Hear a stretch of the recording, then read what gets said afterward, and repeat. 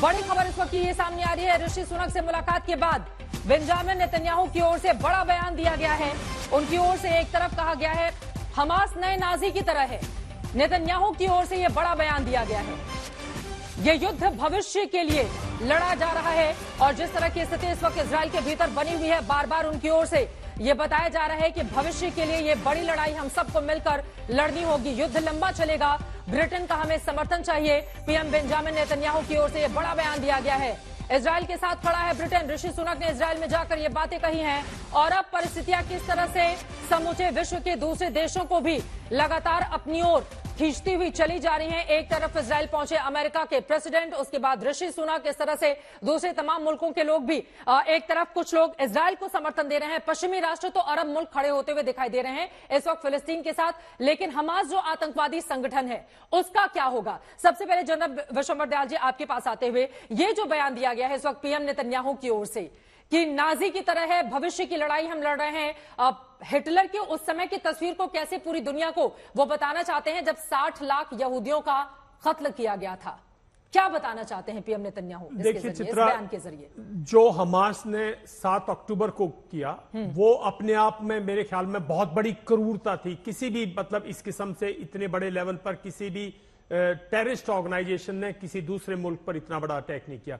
तो जिस तरह से जो पॉपुलेशन है, जो ज्यूइश पॉपुलेशन है, जो इजराइल है, उसको मैं समझता हूं इतना बड़ा घात कभी नहीं लगा था जो कि वो होलोकॉस्ट की बात करते हैं उससे कंपेयर करते हैं, क्योंकि उनकी फैमिलीज वो शेकन था, पूरा इजराइल फर्स्ट टाइम शेकन था। एक दूसरी बात मैं बताना चाहूं, 1948 से जब से इजराइल क्रिएट हुआ है, देखिए 1973 यम किपुर वार तक ये वॉर लड़ाई जो थी इजराइल और अरब्स की थी। उसके बाद ये लड़ाई जो है 1982, 2006 वगैरह, और उसके बाद 2006 तक इजराइल लेबनन, इजराइल हिजबुल्लाह कह लो और इजराइल पैलेस्टीनियन हिजबुल्लाह कॉम्बिनेशन कह लो। लेकिन उसके बाद 2008 के बाद ये कंप्लीटली लड़ाई जो है इजराइल और पैलेस्टीनियंस की या इजराइल और हमास की, इजराइल या वेस्टर्न गाजा की है। बिल्कुल। जो हमास है उसने एक्चुअली पैलेस्टीनियन कॉज को भी बहुत बड़ा घात पहुंचाया है, क्योंकि उसके वो तो खुद जो वेस्ट बैंक है उसकी अथॉरिटी से भी नहीं कोऑपरेट करता।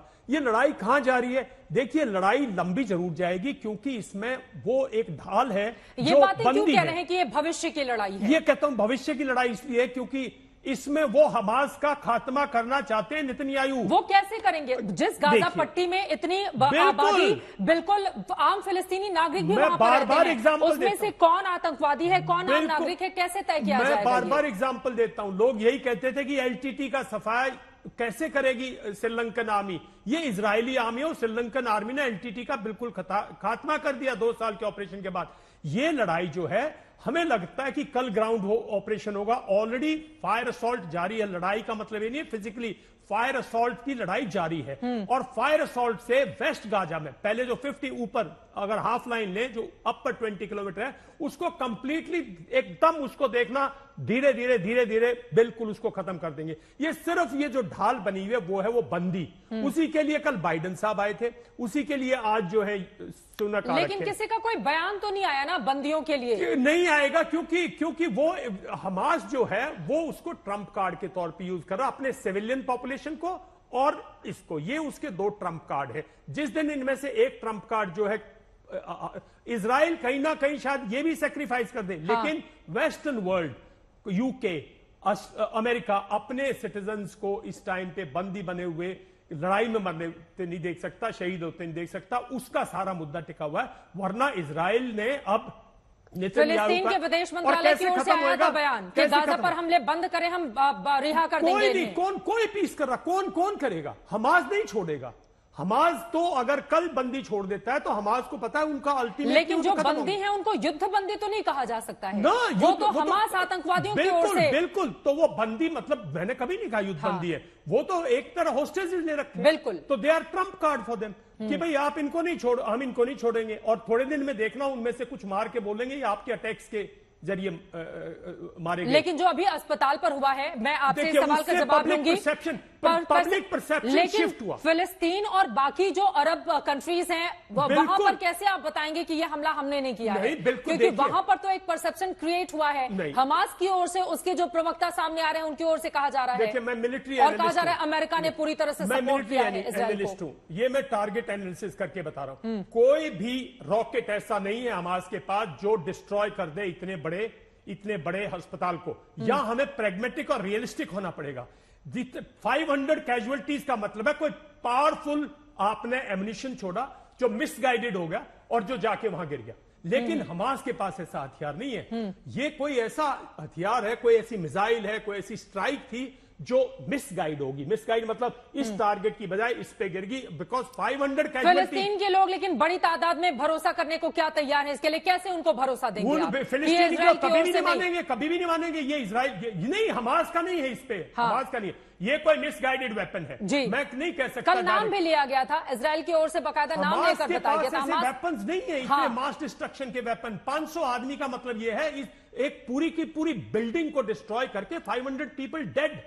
और उसमें कितने वो है, इसका मतलब कोई बहुत भारी एमिनिशन आपने यूज किया जो आपका मिसगाइड हो गया। ये हो सकता है हमास ने उसको जैम किया हो, उसकी जैमिंग हो, कुछ हुआ हो। लेकिन ये कहना कि जो हमास के रॉकेट्स हैं, जो मल्टी बैरल रॉकेट्स हैं, उनसे इतनी कैजुअलिटीज नहीं हो सकती, प्रैक्टिकल नहीं है। ठीक है डॉक्टर आदित्यन जी, आपके पास अब सीधे आते हुए, ये जो युद्ध इस समय छिड़ा हुआ है, जब राष्ट्रपति जो बाइडेन पहुंचते हैं तो उम्मीद की जाती है कि कम से कम एक ऐसा कोई रास्ता निकले जिससे आम फिलिस्तीनी नागरिकों के हितों की भी रक्षा हो सके। उनकी ओर से इजराइल का पूरा समर्थन दिया गया। यहां पर $100 मिलियन मदद भी कर दी गई है फिलिस्तीनी को। लेकिन फिलिस्तीन की आबादी के ऊपर जिस तरह से हमले हो रहे हैं, जैसा कि उधर से दावा किया जा रहा है, जो आम आबादी पिस रही है इसमें, उसके लिए क्या विकल्प बचता है? देखिए, युद्ध में कभी कभी नागरिकों पर भी हमला हो जाता है। गाजा पट्टी बहुत बड़ी जगह नहीं है, वो 5 मील बाय 20 मील की जगह है। और जैसे आपके रक्षा विशेषज्ञ ने कहा कि अभी थल सेना का अभियान नहीं शुरू हुआ है, ये सिर्फ एयरफोर्स की बॉम्बिंग जारी है। इजराइल की सेना ने गाजा पट्टी के नागरिकों को ऐसा आदेश दिया था कि वो उत्तरी गाजा पट्टी को खाली कर दें। अब इस समय ये हो रहा है कि हमास की जो लीडर्स हैं वो अपने नागरिकों को रोक रहे हैं दक्षिण गाजा पट्टी की। अगर वो जाएंगे भी तो कहां जाएंगे? 10 लाख 15 लाख की आबादी कहां जाएगी? देखिए, वो राफा बॉर्डर से मिस्र में जा सकते हैं, लेकिन मिस्र ने और जॉर्डन ने अपने रास्ते बंद किए हुए हैं। लेकिन मिस्र को अमेरिका $1 बिलियन डॉलर की हर साल मदद देता है। और राष्ट्रपति अल सीसी ने अब मान लिया है कि राफा बॉर्डर से 20 ट्रक की जो रिलीफ मटेरियल है वो भेजा जाएगा गाजा पट्टी के लिए। अभी उन्होंने ये सहमति नहीं दी है कि जो रिफ्यूजीज हैं वो मिस्र में आ सकते हैं, लेकिन कुछ रिलीफ मटेरियल भेजा जा रहा है जी। तो इससे यह दिखाई देता है कि अब मिस्र को कुछ ना कुछ करना पड़ेगा जो नागरिक हैं गाजा पट्टी के, उनकी सहायता के लिए। लेकिन पहले ही मिस्र की ओर से इस बारे में अपना स्टैंड बहुत क्लियर रखा गया है। मैं ये सवाल पूछ रही हूं, इस युद्ध से क्या हासिल होगा आदित्यन जी? देखिए, युद्ध से इजराइल अपने अस्तित्व को सिक्योर करने के लिए कर रहा है। हमास का चार्टर पढ़ेंगे तो उसमें उन्होंने ये कहा है कि इजराइल का जो राष्ट्र है उसको नेस्तनाबूद कर दिया जाए, उसका अस्तित्व ही मिटा दिया जाए। और ये जो आतंकवादी हमला था ये उसी दिशा में था। तो अगर इस समय इजराइल की जनता, इजराइल की सेना, इजराइल की सरकार शांति प्रिय हो जाती है और स्ट्रेटेजिक रेस्क्यू अडॉप्ट करती है जी, तो उनके अपने अस्तित्व पे खतरा है और वो ये होने नहीं देंगे। यानी कि ये अस्तित्व को बचाने की लड़ाई है और इसी वजह से इतिहास में जाकर कुछ पन्नों को टटोलकर वो आंकड़े भी हमने देश के सामने रखे हैं कि इजराइल जब बदला लेने पर आता है तो फिर परिस्थिति किस तरह से वो अपने पक्ष में करने में माहिर है। कई बार ऐसे म्यूनिक ओलंपिक के दौरान भी हमने देखा था जब इजरायली तमाम खिलाड़ियों की हत्या की गई थी, फिर दुनिया भर में चुन चुनकर उन तमाम आतंकवादियों को उसकी ओर से मार गिराया गया था जिसने उसके खिलाड़ियों की हत्या की थी। और बाकी की जानकारी हमने यहां पर अपने दर्शकों को दे ही दी है। इस सबके बीच दाऊदी रमीज जी, सीधे आपके पास आते हुए, अब अरब कंट्रीज की ओर से भले ही इजराइल को कहा जा रहा हो कि वो जो कर रहा है गलत है, ईरान की ओर से भड़कावे वाला बयान बार बार सामने आ रहा है, वो अलग परिस्थितियों को यहां पर ऐसा लग रहा है कि तमाम मुस्लिम कंट्रीज को लीड करके बताना चाहता है कि देखिए इजराइल की ओर से क्या क्या किया जा रहा है फिलिस्तीनियों पर। लेकिन दूसरा पक्ष जो इजराइल का है उसको भी आप लोग समझेंगे। हमास ने शुरुआत में उनके नागरिकों का कत्लेआम किया, उनकी महिलाओं के साथ किस तरह का बर्ताव किया, छोटे छोटे बच्चों को कैसे मार गिराया गया। अगर वो हमास पर बदले की कार्रवाई नहीं करेंगे तो नेतन्याहू अपनी जनता को क्या चेहरा दिखाएंगे। ये भी एक पक्ष है इजराइल का। जवाब देना चाहूंगा कि बदले की कार्रवाई अगर आप करते हैं तो दुनिया में कोई कानून नाम की चीज है या नहीं है। आप इस इंटरनेशनल लॉज को फॉलो करेंगे कि नहीं, वॉर क्राइम्स करते रहेंगे और आप नैरेटिव्स चेंज करवाते रहेंगे। 2-3 दिन से मैं डिबेट्स में देख रहा हूं और 2 नैरेटिव्स इतने गलत तरीके से चल रहे हैं, वो आपको मैं अभी बताऊं। एक तरफ पूरी दुनिया के वेस्टर्न कंट्रीज के, चाहे वो इंग्लैंड हो, लंदन हो, चाहे वो जर्मन हो, चाहे दूसरे अमेरिका हो, वो तमाम उनके जो हेड्स हैं वो इजराइल जा रहे हैं। तो लोग कह रहे हैं वो सोलिडारिटी है, वो एक कोशिश हो रही है एक डिप्लोमेटिक चैनल्स पे बात करने की।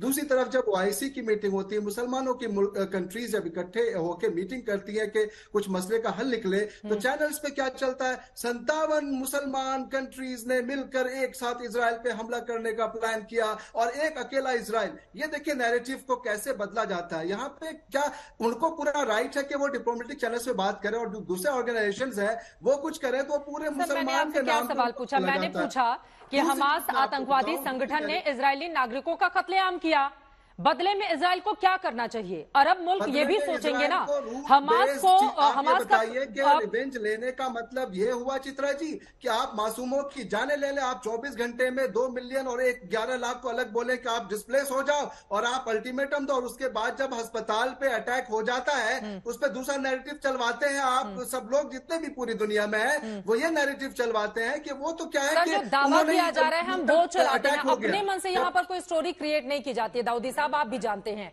जो दावा किया गया है इजरायली या फिर अमेरिका की ओर से भी मना कर दिया गया। उसने कहा है कि दूसरे पक्ष ने हमला करवाया है। और इजराइल इस चीज को एक्सेप्ट करेंगे कि 500 मासूमों की जान वहां पे लाशों के बीच पे हॉस्पिटल के अधिकारी लोग जो है वो कर रहे थे आपको प्रेस कॉन्फ्रेंस, और लाशों की जो ढेर लगी हुई है वो आप ठीक है 7 अक्टूबर को जो हुआ वो बहुत गलत हुआ, मैं उसको डिनाउंस करता हूं, लेकिन उससे पहले जो तमाम चीजें चलती जा रही है नैरेटिव्स क्यों गलत सेट किया जाता है। ठीक है, मैं पूछ लेती हूँ, रीना जी हमारे साथ जुड़ी हुई है। ठीक है, उन्होंने चूंकि झेला है, होते हैं ठीक है जी, सारी दुनिया ये कहती है कि वो तो एक अच्छा काम करने के लिए इकट्ठा हो रहे हैं। हाँ। और जब ये इकट्ठे होते हैं तो वो कहते हैं कि यार सारे 57 मुसलमान कंट्रीज मिलके एक साथ जाके इजराइल पे ये करेंगे। वो ये गलत नैरेटिव हटना चाहिए, इंसाफ की बात होनी चाहिए। इसीलिए आपको बुलाया गया है, इसीलिए आपको बुलाया गया है ताकि हम दोनों पक्षों की बात कर पाए।